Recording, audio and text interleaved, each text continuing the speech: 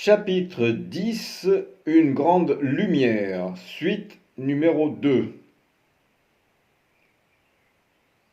Vous avez entendu qu'il a été dit aux anciens: Tu n'assassineras pas.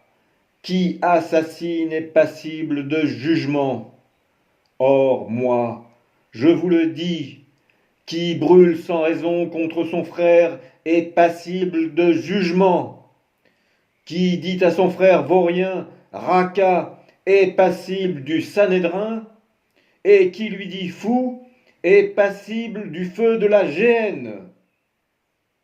Aussi, si tu te présentes devant l'autel avec ton offrande, en te souvenant que ton frère a quelque chose contre toi, remporte alors ton offrande et va d'abord te réconcilier avec ton frère.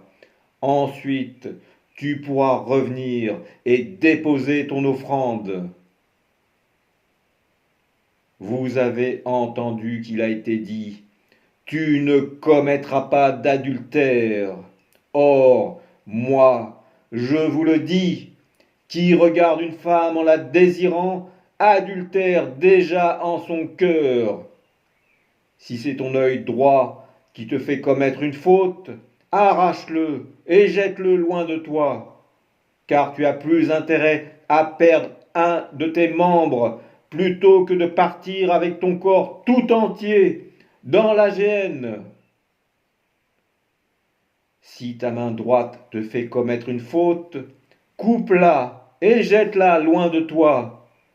Oui, tu as plus intérêt à perdre un de tes membres que d'aller dans la géhenne avec ton corps entier. Il a été dit: qui renvoie sa femme, qu'il rédige pour elle un acte de répudiation. Mais moi je vous le dis, qui répudie sa femme, sauf pour tromperie, l'expose à l'adultère. Celui qui épouse une répudiée adultère lui-même. Vous avez encore entendu dire qu'il a été dit aux anciens: Ne parjure pas, acquitte-toi de ton serment envers Elohim Seigneur.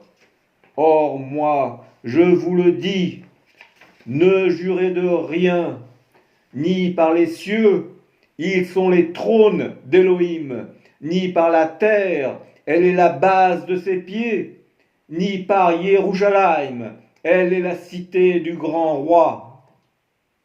Ne jure pas non plus par ta tête, car tu n'en peux faire blanchir ou noircir un seul cheveu. Que votre parole soit oui, oui, non, non. Ce qui vient en plus est du mauvais. Vous avez entendu qu'il a été dit: œil pour œil, dent pour dent. Or moi, je vous le dis, ne vous opposez pas au mauvais. Qui te gifle sur la joue droite, tends-lui l'autre joue. À celui qui veut te faire juger pour prendre ta tunique, laisse-lui aussi ton manteau. Qui te requiert pour 1 000, va avec lui 2 000. Donne à qui te demande, n'évite pas qui veut t'emprunter. À celui qui prend ton bien, ne réclame rien. Vous avez entendu qu'il a été dit: Aime ton compagnon et hais ton ennemi. Or moi, je vous dis: Aimez vos ennemis, faites du bien à ceux qui vous haïssent, priez pour ceux qui vous persécutent et pour ceux qui vous calomnient.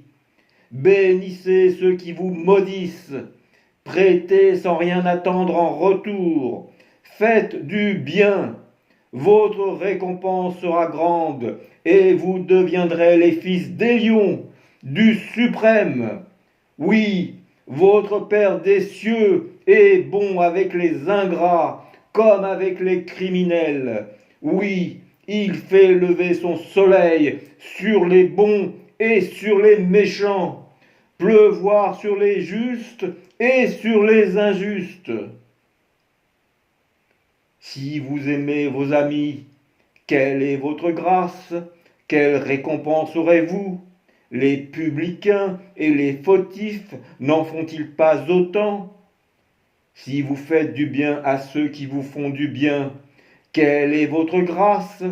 Si vous saluez seulement vos frères, que faites-vous d'extraordinaire? Les mécréants eux-mêmes n'en font-ils pas autant?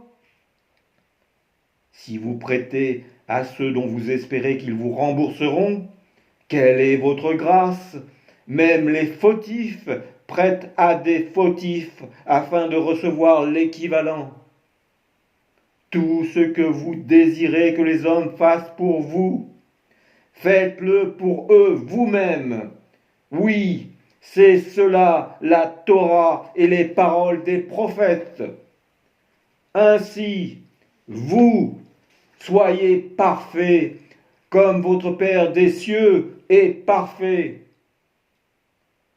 Si votre justice ne surpasse pas celle des scribes et des pharisiens, vous n'entrerez pas dans le royaume des cieux.